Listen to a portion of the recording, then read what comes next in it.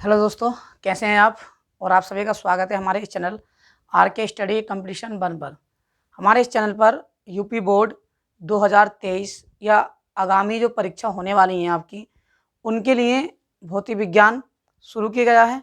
और ये सिर्फ NCERT बेस है और उन विद्यार्थियों के लिए है जो इस बार यानी 2023 में यूपी बोर्ड की परीक्षा देंगे। और मैं आशा करूंगा कि मेरे द्वारा दिया गया कंटेंट आपको बहुत अच्छे से समझ आ रहा होगा और आगे भी समझ में आएगा। तो हमने इससे पिछली वीडियो में बहुत कुछ आपको पढ़ा दिया है।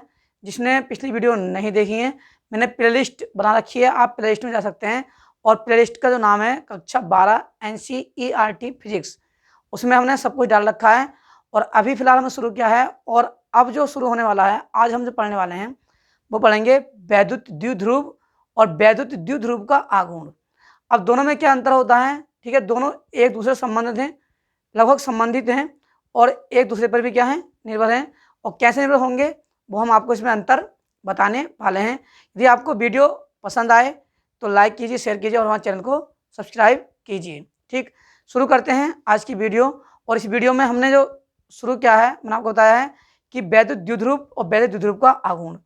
अब देखिए, जो वैद्युत द्विध्रुव होता है वो क्या होता है, पहले मैं आपको सिंपल भाषा समझा रहा हूँ। ठीक, अब देखिए समझिए ध्यान से।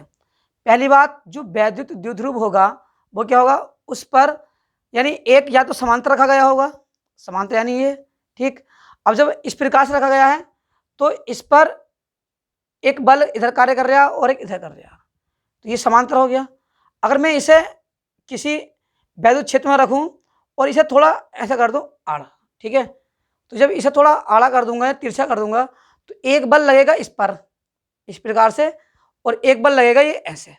ठीक, तो बल की दिशा आपको दिख रही है, एक इधर को है और ये वाली मेरी उंगली जो है एक इधर को है। ठीक, तो ये कैसा हो गया, ये हो गया ऊर्ध्वाधर यानी समांतर नहीं, लंबवत हो जाएगा। ठीक है, तो अब जो रखा हुआ है ये इस पर, ये ऐसा रखा हुआ है जिस पर कोई बल कार्य नहीं कर रहा है। ठीक है, इस पर समांतर रखा हुआ है, अब कोई बल रहा है तो इसे इधर खींच रहा है और एक ये इधर खींच रहा है, तो ये हमारा क्या होगा। अब इस पर क्या होगा, ये कोई वैद्युत द्विध्रुव है, इस पर हमारे दो आवेश रखे होंगे और दोनों ही समान दूरी पर होंगे। यानी यहाँ से और यहाँ से ये दूरी हुई क्या होगी, समान दूरी होगी। और ठीक इसके मध्य बिंदु पर एक वैद्युत द्विध्रुव रखा जाएगा। ठीक है, और जो वैद्युत द्विध्रुव है ये क्या है, एक प्रकार की सदिश राशि होगी और क्या होगा, अक्ष के अनुदिश होगा। क्या होगा, अक्ष के अनुदिश होगा।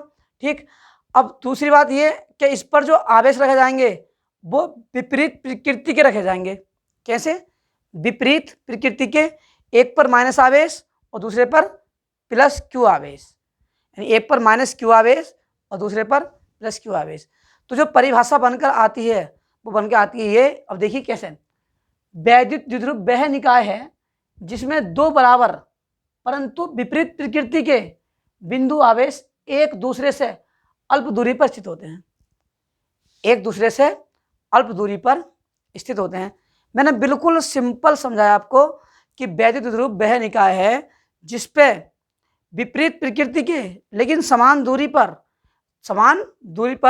विपरीत प्रकृति के समान दूरी पर दो आवेश क्या होंगे, रखे होंगे।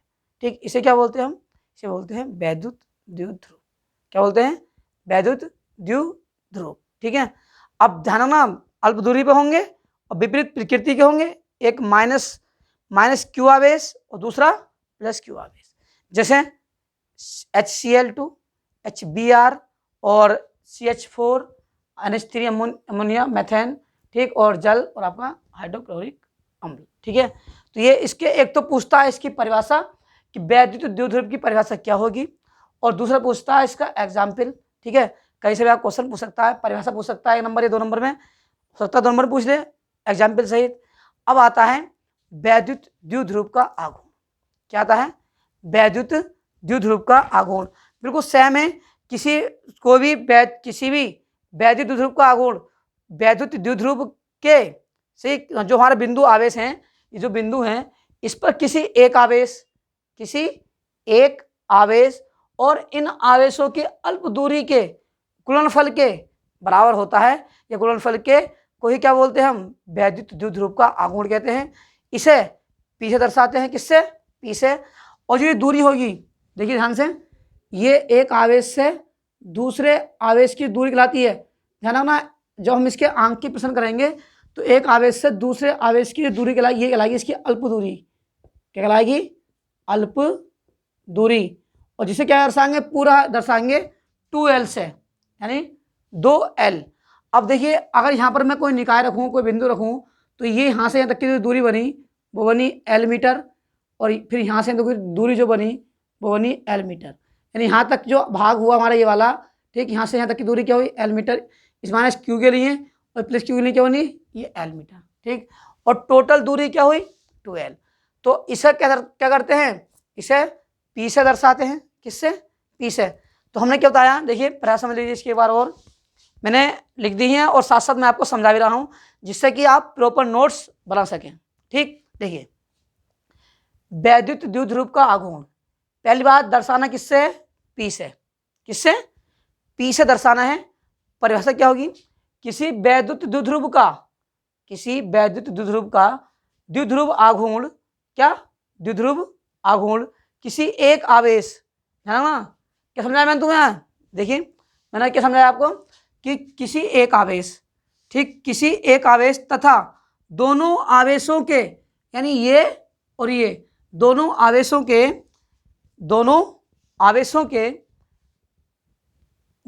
के बीच की अल्प दूरी क्या? 2l के गुणनफल के बराबर होता है। के गुणनफल के बराबर होता है, या के गुणनफल, दूरी के गुणनफल को क्या बोलते हैं? वैद्युत द्विध्रुव का आघूर्ण कहते हैं। वैद्युत द्विध्रुव का आघूर्ण कहते हैं। अब देखिए सूत्र कैसे बन का आएगा इसका। तो ये क्या है? यह एक सदिश राशि है, सदिश राशि होती है।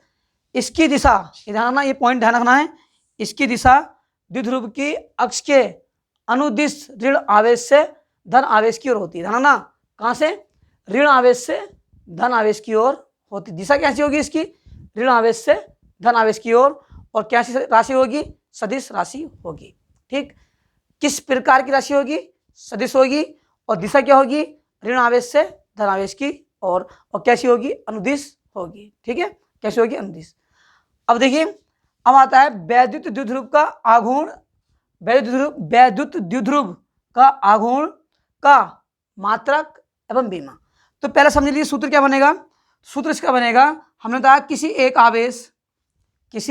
एक आवेश और उनके बीच की अल्प दूरी के गुणनफल के, उनके बीच की दूरी क्या हुई? अल्प दूरी 2l। क्या हुई? 2l। और इसके गुणनफल के क्या होता है? बराबर होता है। और इसे क्या बोलते हैं? इसे बोलते हैं वैद्युत द्विध्रुव का आघूर्ण। क्या बोलते हैं? वैद्युत द्विध्रुव का आघूर्ण। अब समझिए, जो वैद्युत द्विध्रुव, ठीक है, वैद्युत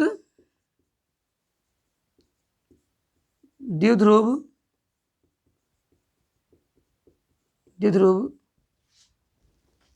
वैद्युत द्विध्रुव का आघूर्ण, वैद्युत द्विध्रुव का आघूर्ण का मात्रक एवं बीमा, का मात्रक एवं बीमा।